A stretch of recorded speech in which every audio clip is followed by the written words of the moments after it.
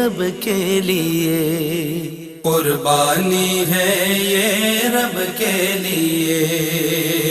قربانی ہے یہ رب کے لیے۔ ناظرین کرام، ایک مرتبہ پھر آپ کو خوش آمدید کہتے ہیں خواجہ غریب نواز ویلفیئر ٹرسٹ کی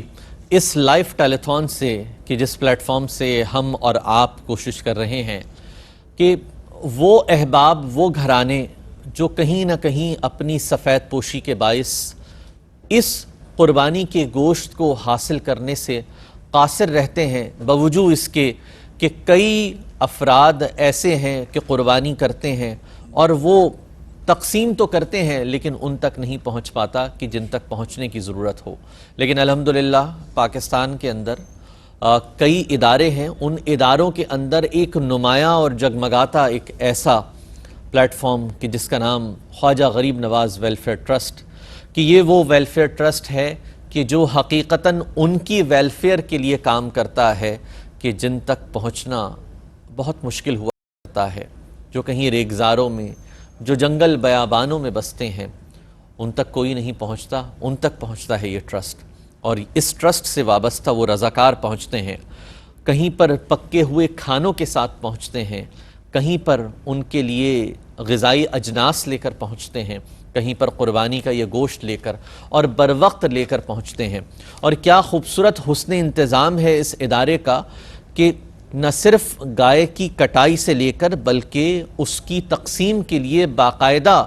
اس کا جو حصہ، اور اس حصے کو چاہے اگر گرمی ہے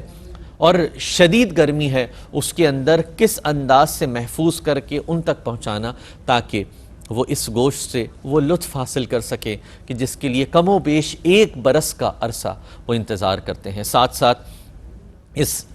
پلیٹ فارم سے وہ دسترخوان بھی سجائے جاتے ہیں انہی ایام کے اندر کہ وہ افراد، وہ احباب کہ جو کسی وجہ سے اپنے پیاروں تک نہیں پہنچ پائے ہیں، اپنے گھروں تک نہیں پہنچ پائے ہیں، ان کو بھی قربانی کے اس گوشت کی مدد سے ان تمام کی داد رسی کی جائے اور ان تک پہنچا جائے۔ ناظرین کرام، اجتماعی قربانی ہے، سال ہے 2024،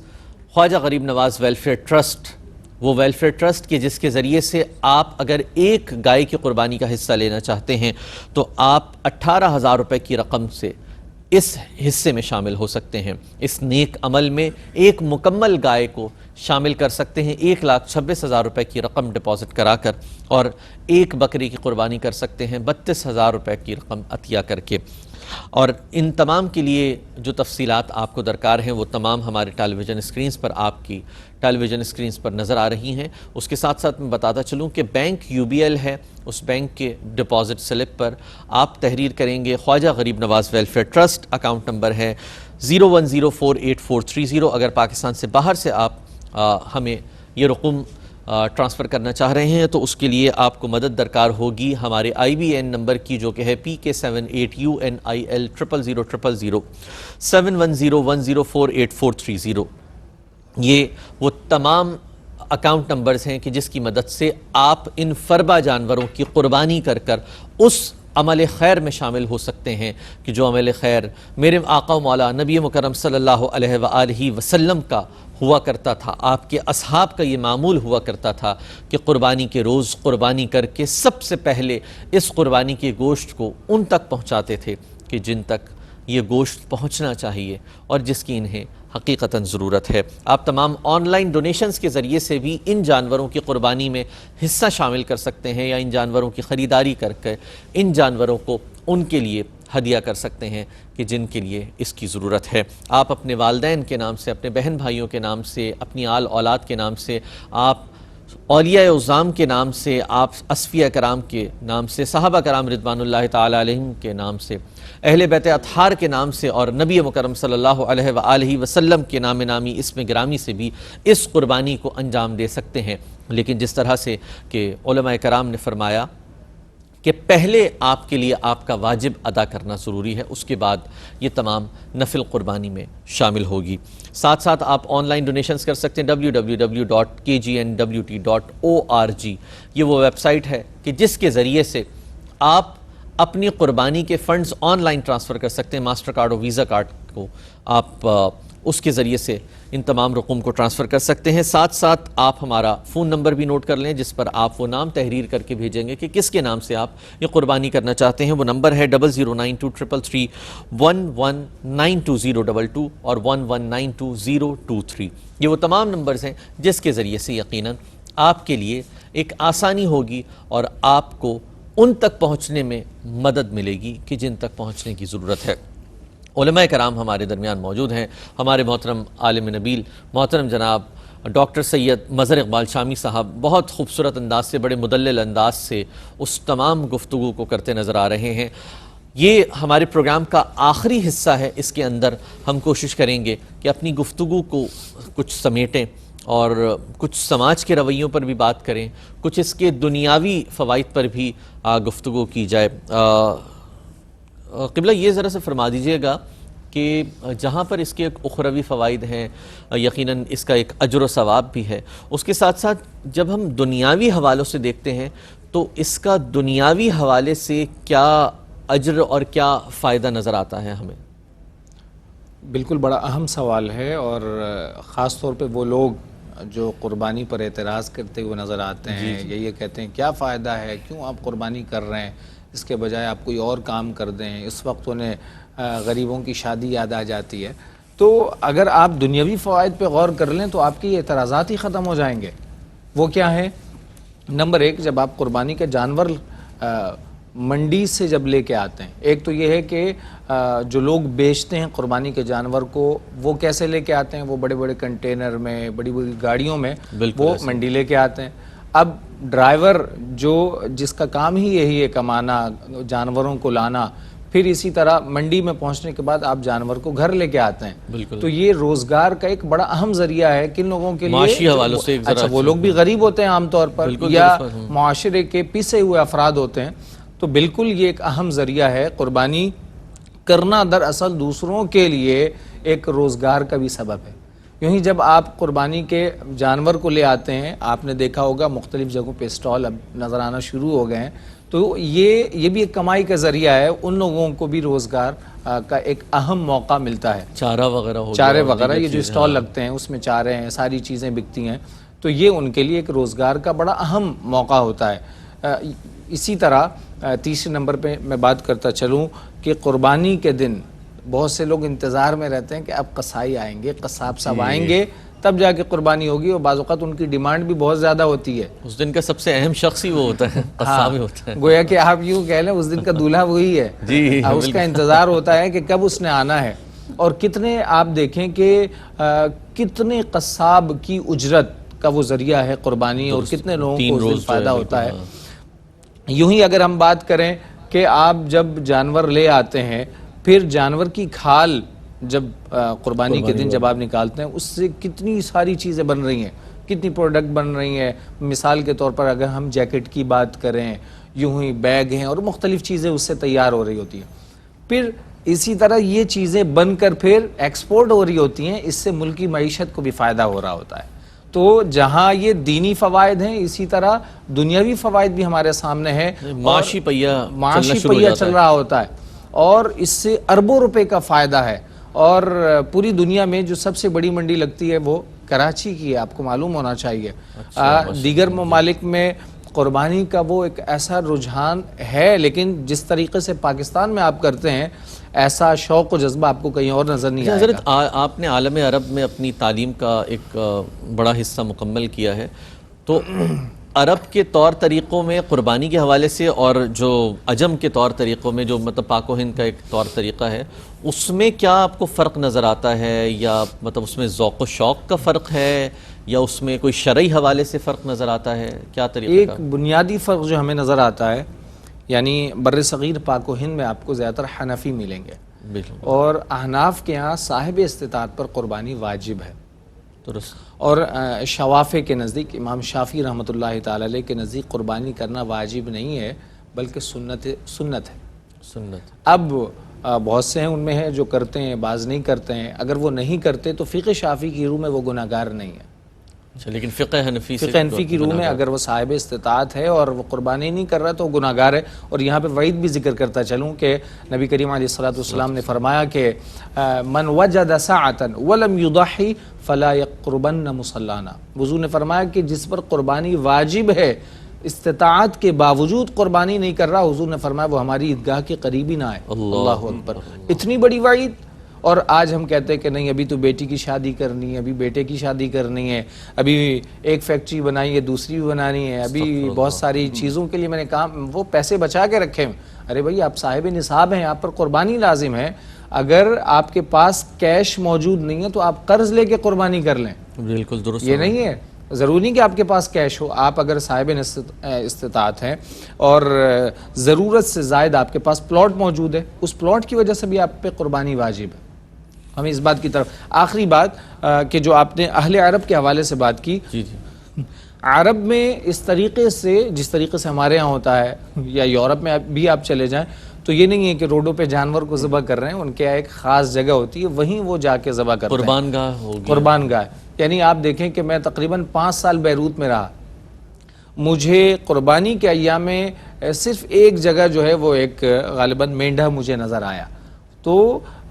وہاں عرب دنیا میں کانسیپٹ نہیں ہے کہ آپ اس طرح گلیوں میں جانوروں کو گھمائیں یا وہاں آپ روڈوں پہ ذبح کر رہے ہیں. وہاں بلکہ قربان گاہ ہے، وہیں آپ عام طور پہ ذبح کرتے ہیں اور وہاں اس طریقے سے سنت ابراہیمی کو لوگ ادا کرتے ہیں بہت سے لوگ.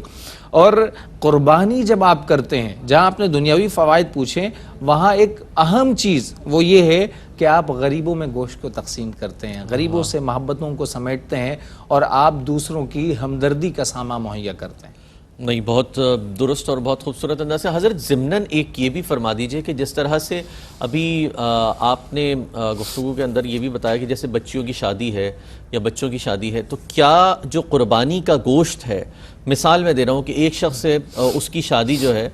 وہ بقرعید کے چوتھے یا 5ویں دن مقرر کر دی گئی ہے، تو کیا اس گوشت سے آپ اپنے ولیمے یا شادی کی تقریبات کے اندر بھی اس گوشت سے کو شامل کر سکتے ہیں؟ مطلب وہ حصہ جو غربا کا ہے وہ نکال کے اور دیگر حصے نکال کے. دیکھیں سب سے پہلے اس بات کو یاد رکھیں کہ آپ یہ نہیں ہے کہ ایک حصہ جو آپ اپنا حصہ کر رہے ہیں اسی میں ہی ولیمے کی نیت کر لیں. نہیں، یعنی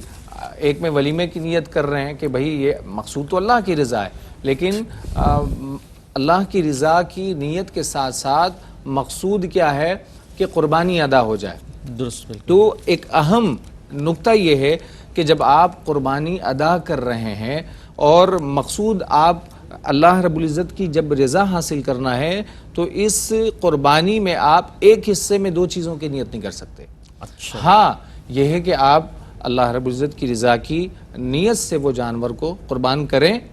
اور پھر اس کے بعد یہ گوشت آپ چاہے جن کو کھلانا چاہیں ولیمے کی دعوت میں وہ گوشت دے سکتے ہیں. لیکن ہاں ولیمے کی دعوت کا ایک حصہ الگ سے کر لیں اور ایک حصہ آپ اپنا جو واجب قربانی ہے وہ ادا کر لیں. لیکن پھر بھی اگر آپ نے اس چیز کو کہ آپ جب قربانی ادا کر رہے ہیں اس میں یہ نیت کرتے ہیں کہ رضائے الہی مقصود ہے اور پھر وہ گوشت آپ چاہے وہ ولیمے کی دعوت میں یوز کریں چاہے آپ غریبوں پہ بانٹیں، بالکل یہ کر سکتے ہیں. اچھا نہیں، یہ بالکل درست فرمایا. اور حضرت آپ کی گفتگو کے دوران ماشاءاللہ سے شبانہ بشیر صاحبہ ہیں، انہوں نے ایک حصہ شامل کروایا ہے اور خواجہ غریب نواز ویلفیئر ٹرسٹ کے اس پلیٹ فارم کے توسط سے ان کی خواہش ہے کہ اس حصے کو ان غربا تک پہنچایا جائے کہ جن تک اسے پہنچانے کا حق ہے، اور دعا کی درخواست کی ہے. تو حضرت دعا بھی فرما دیجیے ان کے لیے. لک الحمد یا اللہ والصلاة والسلام علی اشرف الانبیاء والمرسلین. اللہم تقبل طاعاتنا واضحیتنا. رب کریم تمام کی قربانی کو قبول فرما، اور خاص طور پر جتنے نام ابھی تک ہمارے نعمان بھائی نے بتائے ہیں کہ جن جن احباب نے حصے کو شامل کیا، رب کریم ان تمام کی اس قربانی کو قبول فرمائے، انہیں اس فلسفہ قربانی کو سمجھنے اور حضرت سیدنا ابراہیم علیہ السلام کے جذبے میں سے وافر جذبہ ہم سب کو نصیب فرمائے. وآخر دعوانا الحمدللہ رب العالمین. ماشاءاللہ شبانہ بشیر صاحبہ نے حصہ لیا، اللہ تعالیٰ ان کو بھی اس کا اجر عظیم عطا فرمائے. ایک نعت شامل کرتے ہیں ہمارے ابصار رحیم صاحب ماشاءاللہ، بڑے خوبصورت اور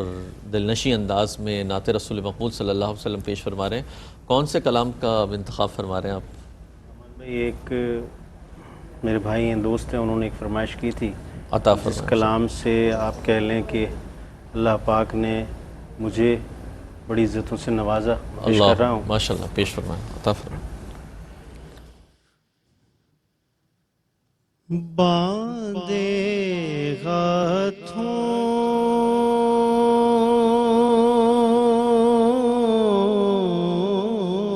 کی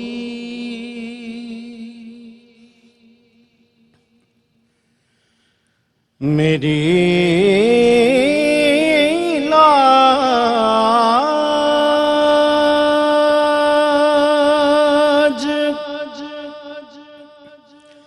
نبھائے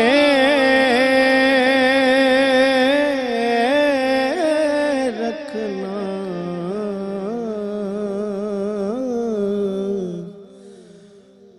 باندھے ہاتھوں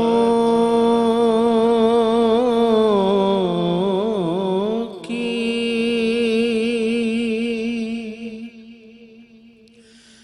باندھے ہاتھوں کی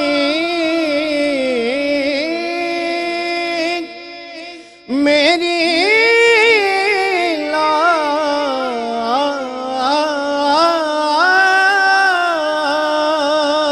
لاج نبھائے رکھنا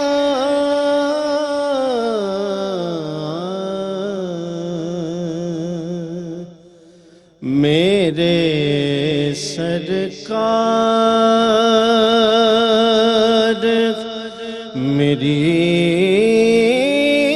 بات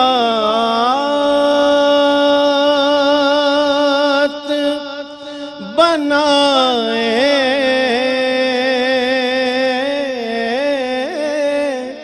رکھنا میرے سرکار میری بات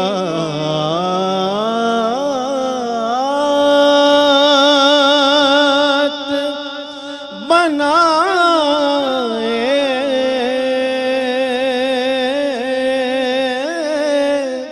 رکھنا باندھے ہاتھوں کی صدقہ زہرا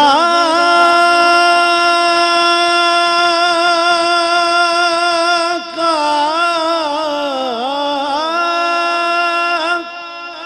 علی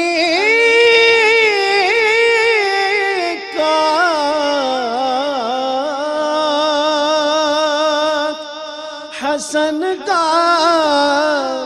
صدقہ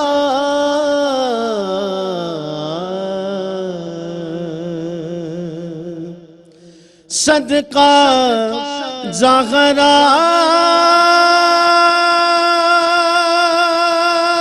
کا علی کا حسن کا صدقہ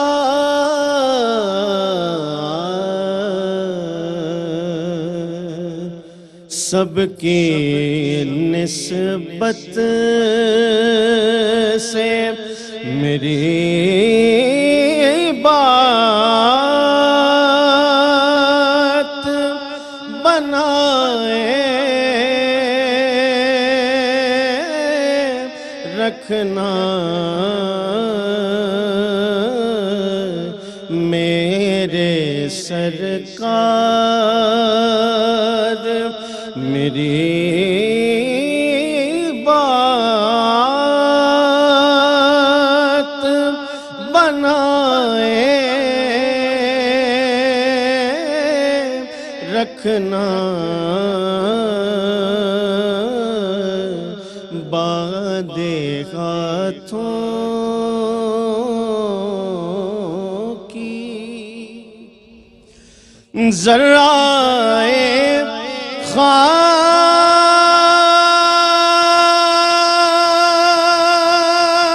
کا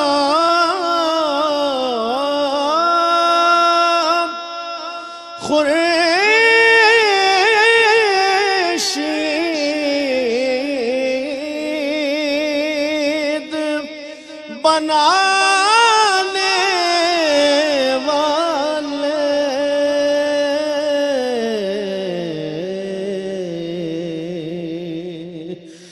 ذرائع خاک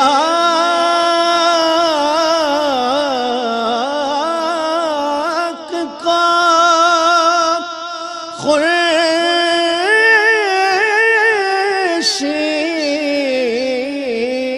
خورشید بنانے والے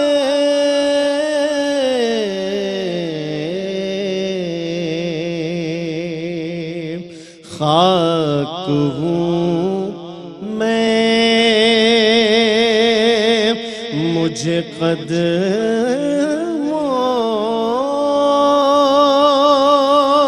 سے لگائے رکھنا میرے سرکار میری بات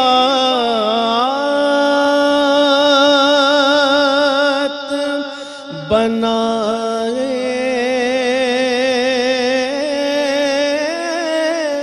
رکھنا.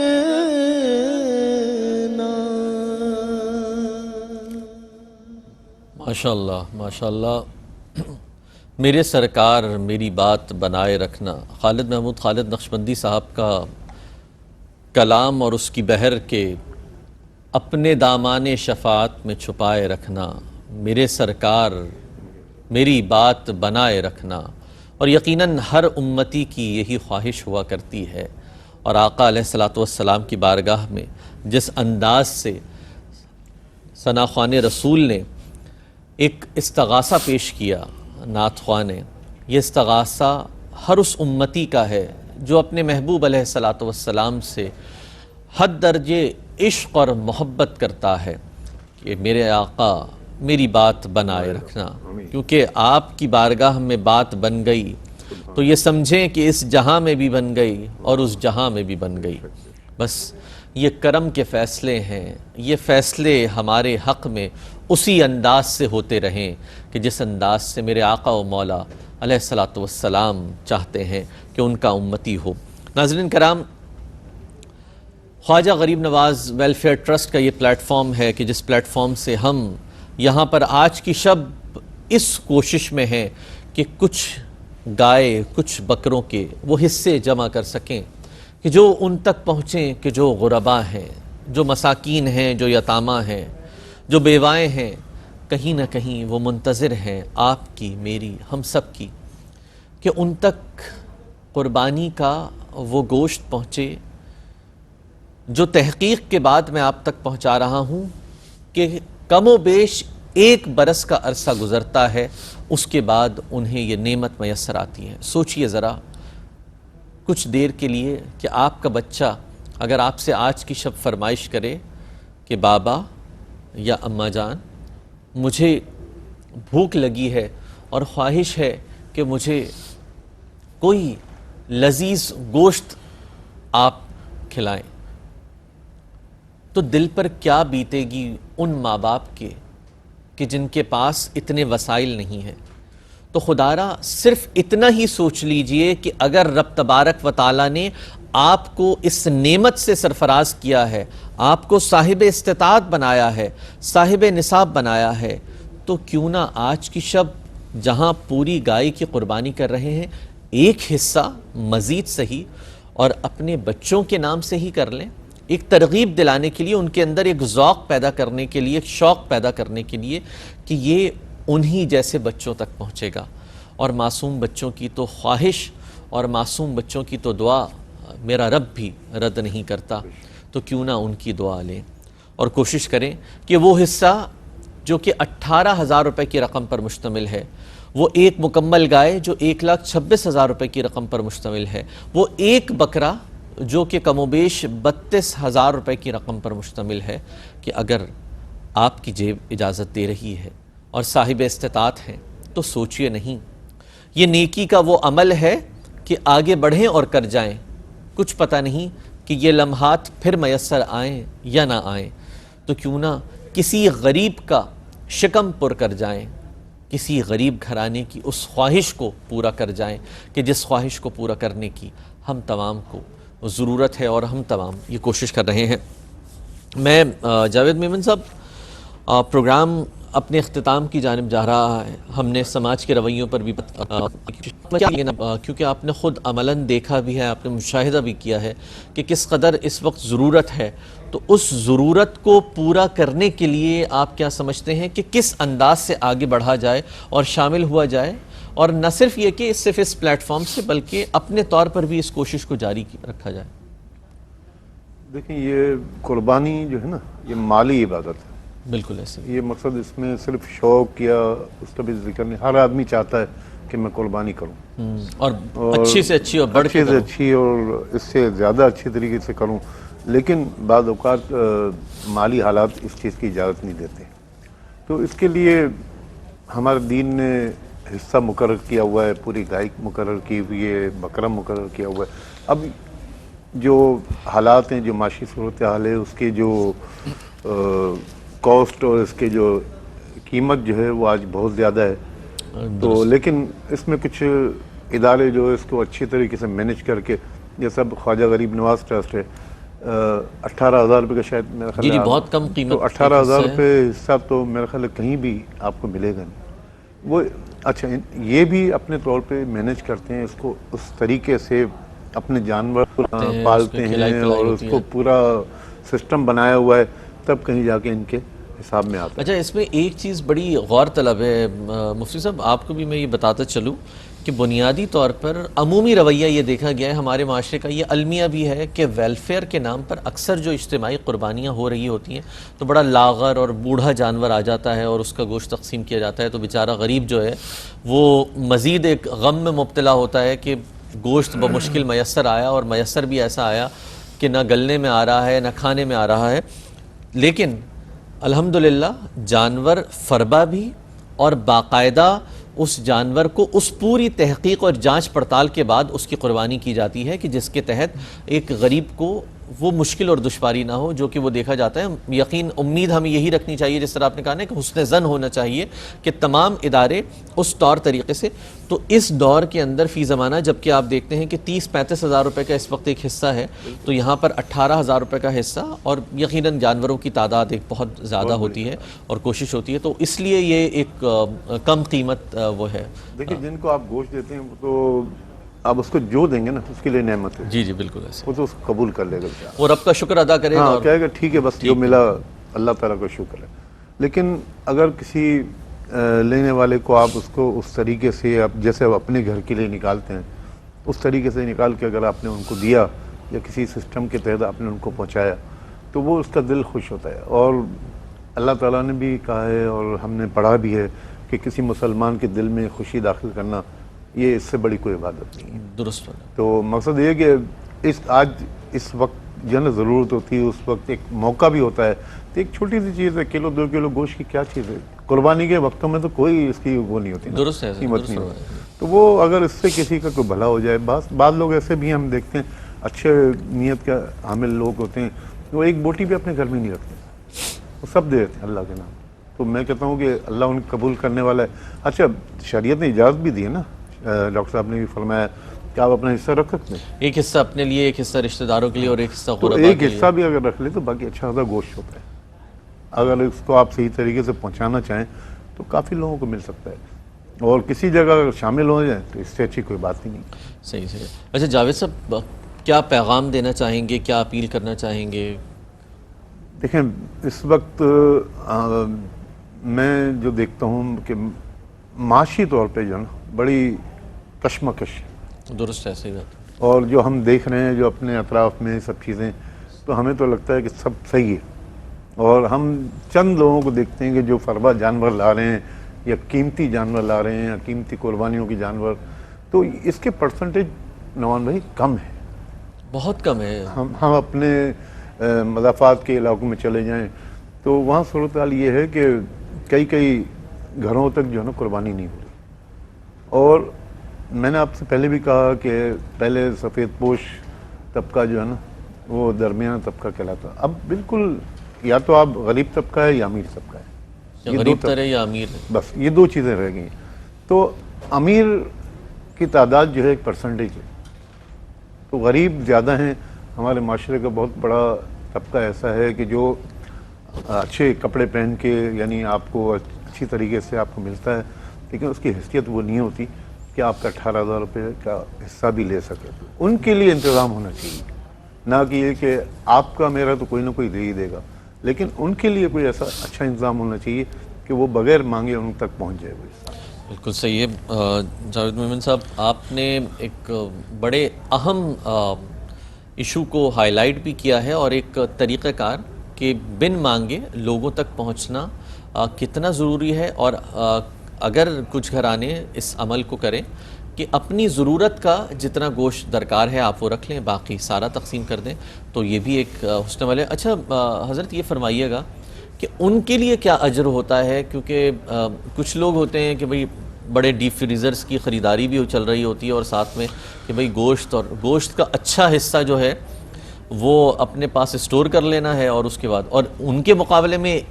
ایک طبقہ ایسا ہے کہ جو کہتا ہے کہ بس اتنا ضرورت کا گوشت رکھ لو جو 1-2 دن پک جائے، باقی سارا تقسیم کر دو۔ تو اس حوالے سے کیا؟ قرآن کریم کی آیت مقدسہ میری نظروں کے سامنے ہے۔ رب کریم نے فرمایا لن تنالوا البر حتى تنفقوا مما تحبون، کہ ہرگز اس وقت تک تم بلائی کو نہیں پہنچ سکتے یہاں تک کہ تم اس چیز کو خرچ کرو جس سے تم محبت کرتے ہو، پسند کرتے ہو۔ اللہ ماشاءاللہ۔ اور رب کریم نے فرمایا وَمِمَّا رَزَقْنَاهُمْ يُنْفِقُونَ، ہم نے جو انہیں رزق دیا اس سے وہ خرچ کرتے ہیں۔ تو جب رب ہی کی جانب سے یہ آتا ہے اور آپ کو رب کریم نے صاحب استطاعت بنایا، یہ کتنی بڑی نعمت ہے۔ یعنی کچھ آپ اگر تھر کے علاقوں میں، اور پاکستان کے بعض ایریاز ایسے ہیں کہ وہاں اگر چلے جائیں تو وہ مرچ کے ساتھ روٹی کھانا گویا کہ ان کے لیے عید کا دن ہے، نعمت ہے ان کے لیے، بہت بڑی نعمت ہے۔ وہاں اگر انہیں گوشت مل جائے تو ان کے لیے کتنی بڑی عید کا سما ہے۔ تو جب ان غریبوں کے لیے اتنی بڑی خوشی کا ایک باعث ہے تو ہمیں بالکل اس بات کی طرف غور کرنا چاہیے کہ آپ دیکھیں کہ 3 حصے میں سے 2 حصے بانٹنے کے لیے، ایک حصہ آپ اپنے پاس رکھنے کے لیے، اس میں بھی آپ کی اولین ترجیح یہ ہو کہ آپ تو سالہ سال گوشت آسانی سے کھا لیتے ہیں، جب چاہتا ہے دل کرتا لے آتے ہیں، اللہ نے آپ کو اتنا مال دیا ہے، لیکن اب آپ کی توجہ اور آپ کا مطمع نظر ان لوگوں کی طرف ہونا چاہیے کہ جنہیں پورا سال گوشت میسر نہیں آتا، ان کی طرف ہمیں توجہ کرنی چاہیے کہ جو ہاتھ نہیں پھیلا سکتے، خاص طور پہ سفید پوش لوگ کہ جو اپنے دامن کو بچائے رکھتے ہیں اور ہاتھ نہیں پھیلاتے، تو ہمیں ان مواقع پہ، اور خاص طور پہ میں ایک اہم بات کی طرف بھی پیغام دیتے چلوں کہ وہ سادات کرام، یعنی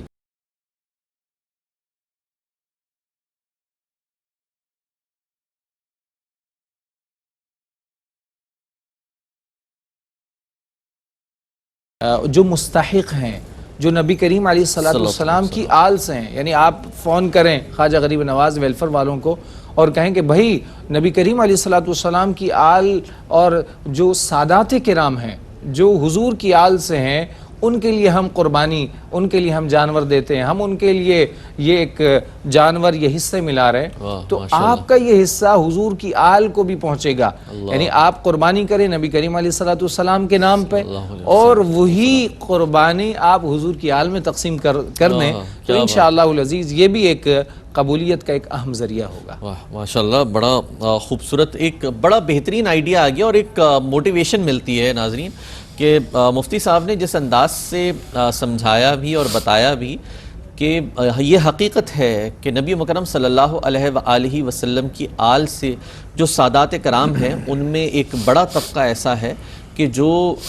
باوجود کوشش کے اتنے وسائل نہیں پیدا کر پا رہے کہ جس کی بنا پر وہ قربانی کر سکیں. تو ایسے گھرانوں کے لیے، خاص کر سادات گھرانوں کے لیے، اگر آپ ایک ایک حصہ یا ایک پوری گائے کی قربانی کرتے ہیں، اہل بیت اطہار کے نام پر کرتے ہیں، یا آپ اپنے نام پر اور اپنے آل اولاد کے نام پر بھی کرتے ہیں، لیکن آپ یہ شرط رکھ دیتے ہیں، آپ کہتے ہیں کہ خواجہ غریب نواز ویلفیئر ٹرسٹ ہماری جانب سے ایک مکمل گائے کی قربانی کرے، اور اس مکمل گائے کی قربانی کا گوشت ان غربا میں جو کہ سادات گھرانوں میں ہیں ان تک پہنچے. تو یہ یقیناً ایک بڑا لائق تحسین اور لائق تقلید عمل ہے. آپ نے بہت شکریہ کہ آپ نے اس جانب نشاندہی فرمائی، اور یقیناً ایک نیا آئیڈیا آتا ہے اور لوگوں کو ایک ذوق پیدا ہوتا ہے، ایک شوق پیدا ہوتا ہے، کیونکہ اپنے آقا و مولا علیہ الصلوۃ والسلام سے تو عشق کی حد تک، بلکہ عشق سے بھی بڑھ کر میں تو کہتا ہوں کہ وہ محبت کرنی چاہیے، اور ان کی آل سے تو پھر کیونکہ جب انہیں راضی کرنا ہے تو انہیں راضی کرنے کا تو سب سے آسان طریقہ یہی ہو سکتا ہے. یہ آئیڈیا اس وجہ سے بھی میرے ذہن میں آیا چونکہ جیسے ہمارے یہاں سماجی حوالے سے ہمارے یہاں بیٹھے ہیں، تو الحمدللہ میں بھی سماجی حوالے سے ورک کرتا ہوں اللہ رب العزت کے کرم سے، جہاں ہم دین پڑھاتے ہیں، دین سکھاتے ہیں، عربک لینگویج کے حوالے سے ہمارا ورک ہے. ساتھ ہی ساتھ خاص طور پہ سادات کرام کے لیے ہماری کوشش ہوتی ہے کہ نبی کریم علیہ الصلوۃ والسلام کی آل کے لیے ہم زیادہ سے زیادہ اہتمام کریں، خاص طور پہ سفید پوش. کراچی کے بعض ایریاز ایسے ہیں کہ جو سفید پوش سادات کرام ہیں، تو پھر KGN کے پلیٹ فارم سے میں یہ پیغام دوں گا کہ جتنے صاحب استطاعت احباب ہیں وہ KGN سے رابطہ کریں اور اپنی قربانی کے حوالے سے سادات کرام کے لیے اہم حصہ ادا کریں. KGN کا پلیٹ فارم حضرت آپ کے لیے بھی حاضر ہے انشاءاللہ کہ آپ کے ساتھ بھی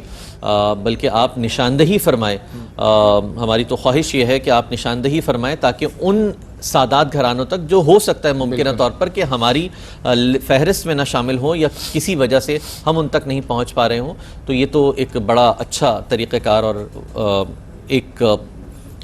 وسیلہ بن جائے گا کہ ان تک پہنچنے کا بھی موقع مل جائے گا. اچھا حضرت، ایک مطلب ہم تمام کے ذوق کے لیے بھی یہ ذرا سا فرما دیجئے کہ آج کی شب جس طرح سے کہ یہاں پر موجود میں ایک اعلان کرتا ہوا نظر آ رہا ہوں، آپ تمام سے گفتگو کرتے ہوئے نظر آ رہے ہیں، ہم تمام کی کوشش ہے کہ لوگوں کو موٹیویٹ کریں، اور اسی طرح سے ہمارا انجینئرنگ ڈپارٹمنٹ ہے، ہمارا سیٹلائٹ ڈپارٹمنٹ ہے، کیمرہ مین ہے، اس کے علاوہ انجینئرز ہیں، یہ تمام اس کام کو کر رہے ہیں. تو کیا یہ تمام بھی اتنا ہی اس اجر کے مستحق ہوں گے کہ جو رب کی بارگاہ سے عطا ہوگا بروز محشر؟ بالکل یقیناً ان سب کا حصہ اس میں شامل ہے، چاہے وہ کیمرہ مین ہوں، چاہے ہمارے ہوسٹ صاحب ہوں، چاہے نعت خواں صاحب ہوں، چاہے ہمارے سماجی شخصیت ہوں، یا دیگر جو بھی احباب اس پروگرام کو مینیج کر رہے ہیں، QTV کی پوری ٹیم، پھر QTV کے آنر، جتنے بھی احباب اس حصے میں شامل ہیں وہ سب، اور خاص طور پر وہ لوگ کہ جو حصہ ملا رہے ہیں، وہ سب کے سب اس میں ثواب کے مستحق ہیں. اور آقا کریم علیہ الصلوۃ والسلام کا فرمان الدال علی الخیر کفاعلہ، کہ بھلائی پر رہنمائی کرنے والا اس کے کرنے والے کی طرح ہے. اب 3 گھنٹے سے تقریباً یہ ایک نشست چل رہی ہے کم و بیش، اور دنیا کے مختلف ممالک میں لوگ یہ پروگرام دیکھ رہے ہیں، تو یقیناً ان کو یہ ایک جذبہ ملنا چاہیے کہ جہاں یہ دیگر احباب جو اپنی کوشش کر رہے ہیں وہاں آپ بھی اپنے حصے کو شامل کریں تاکہ آپ بھی اس عظیم ثواب عظیم میں شامل ہو جائیں. نہیں، بہت خوبصورت. اور آپ کی ہی گفتگو کے دوران اور مجھے ایسا محسوس ہوتا ہے کہ جس طرح سادات کرام کے حوالے سے آپ نے یہ ترغیب دلائی کہ کوشش یہ کریں کہ آپ اپنا حصہ، اگر مثال کے طور پر ایک گائے ہے تو اس کے اندر آپ یہ کہیں کہ آدھی گائے کا حصہ سادات کرام جو گھرانے ہیں ان تک پہنچے. اور ان کو تو اس میں محترم عثمان صاحب ہیں، انہوں نے 2 حصے شامل کروائے ہیں، اور ان کی جانب سے یہ خواہش ظاہر کی گئی ہے کہ اس کو سادات کرام تک وہ، تو یہ اللہ تعالیٰ آپ کو اس کا اجر دے. اللہم بارک لنا فی عمرہ فی صحتہ فی حلاوت ایمانہ فی عشق رسولہ. اور اللہ تعالیٰ ان برکتوں کو بہت اللہ تعالیٰ کامل فرمائے اور مزید برکت عطا فرمائے. اس حوالے سے بھی بہت شکریہ. کچھ مختصراً تھوڑا سا آپ رہنمائی فرما دیں. ایک تو جو ناخون اور بال کاٹنے کے حوالے سے ہے، کیا جو شخص قربانی کر رہا ہے اس کے لیے یہ مشروط ہے، یا دیگر اور بھی جو نہیں کر رہے تو ثواب کی نیت سے ان ایام میں اس پابندی کو اپنے اوپر لازم کر لیں؟ دیکھیں، جو شخص صاحب استطاعت ہے اس کے لیے یہ امر وجوبی نہیں ہے، استحبابی ہے. یعنی یہ افضل و مستحب یہ ہے کہ وہ شخص کے جس پر قربانی واجب ہے، صاحب استطاعت ہے، وہ ان قربانی یعنی ذی الحجہ کا چاند نظر آتے ہی وہ بال نہ کاٹے، ناخن نہ کٹوائے یا خط وغیرہ نہ بنوائے. لیکن یہ عمل جیسا کہ میں نے عرض کیا کہ یہ مستحب ہے، بالکل صحیح. واجب نہیں ہے. لیکن یہاں ایک اہم بات کی طرف توجہ دلاتا چلوں کہ وہ شخص کہ جس نے 31 دن 31 ڈیز سے اس نے ناخن نہیں کاٹے، ٹھیک ہے، اب اگر ذی الحجہ کا چاند نظر آ جاتا ہے اور وہ مزید 10 دن انتظار کرے گا 41 دن تو گویا کہ 41 دن ہو جائیں گے. اور 40 دن سے اوپر اگر کوئی اگر آپ نے ناخن وغیرہ نہیں کاٹے بلا عذر، یوں ہی آپ کے دن بڑھ گئے، 40 دن سے اوپر ہو گئے، تو اب یہ گناہ ہے. تو 40 دن کے اندر اندر آپ کو ناخن کاٹ لینے چاہیے. تو ان لوگوں کو خاص طور پہ توجہ دینی چاہیے کہ جو فیشن کے طور پہ اپنا ناخن کو بڑے رکھ رہے ہوتے ہیں، تو ہمیں اس عظیم سعادت سے محروم نہیں رہنا چاہیے. ہاں، آپ کے لیے افضل و مستحب یہ کہ آپ ان دنوں میں ناخن وغیرہ نہ کاٹیں. لیکن اگر 31 دن ہو چکے تھے اور اب ذی الحجہ کا چاند نظر آ گیا تو اب آپ پر یعنی گویا کہ ضروری ہو گیا کہ آپ ناخن وغیرہ کاٹ لیں. ٹھیک ہے. اچھا، صرف آخری سوال ہے، یہ بتا دیجیے گا کہ قربانی کا وقت کب سے کب تک ہے؟ یہ قربانی کا وقت 10 ذی الحجہ کے طلوع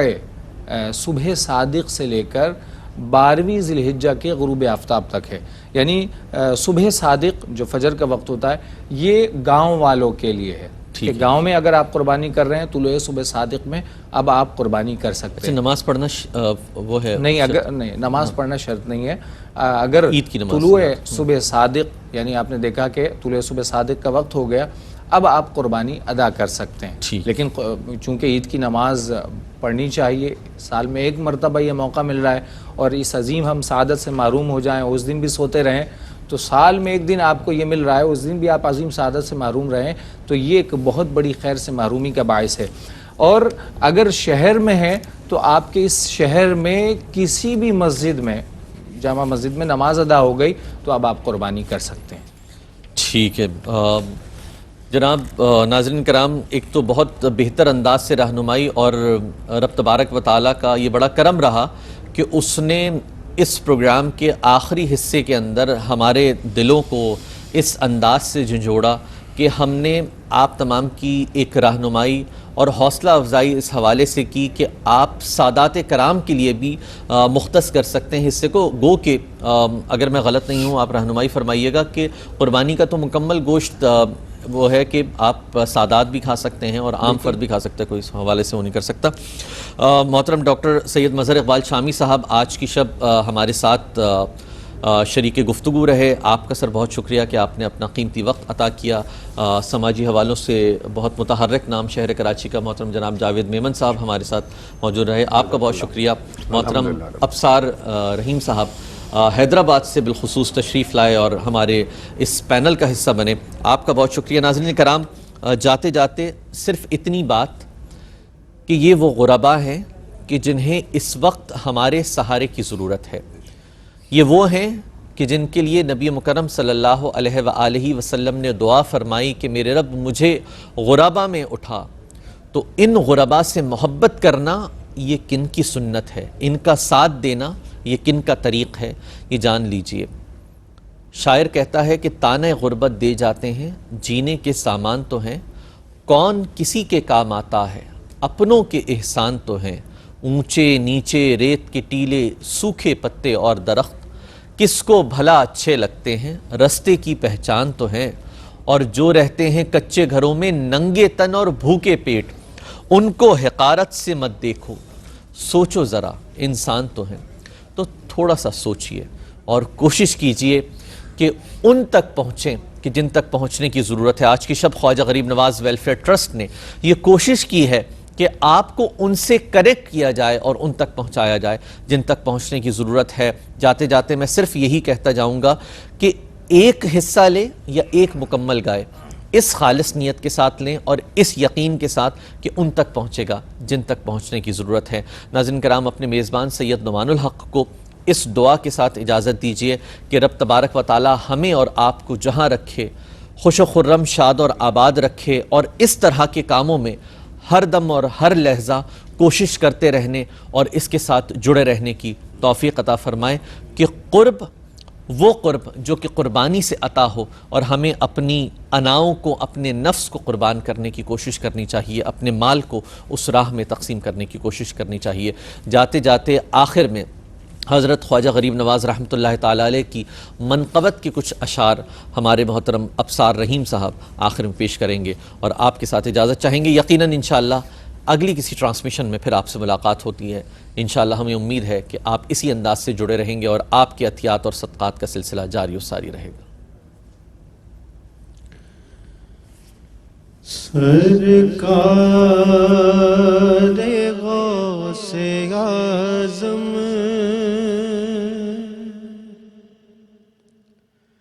نظر کرم خدا را،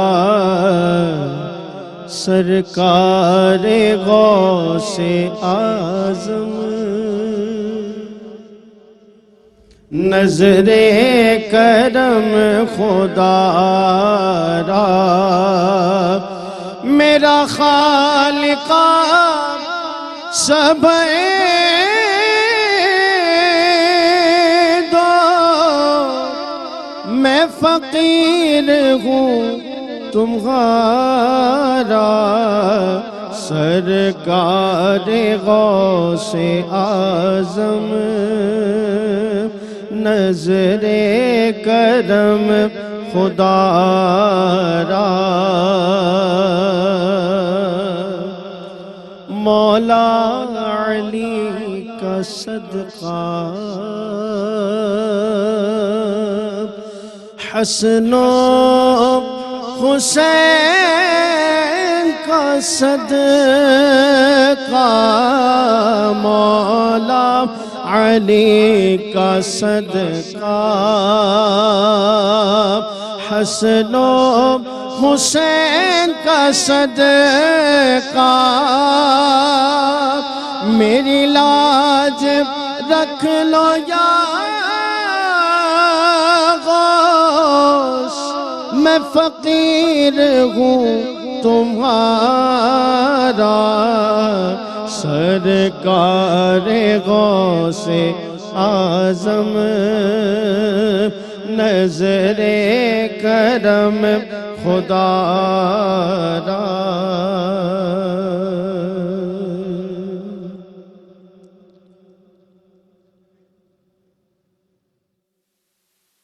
پیغام ہے یہ سب کے لیے، قربانی ہے یہ رب کے لیے، قربانی ہے یہ رب کے لیے،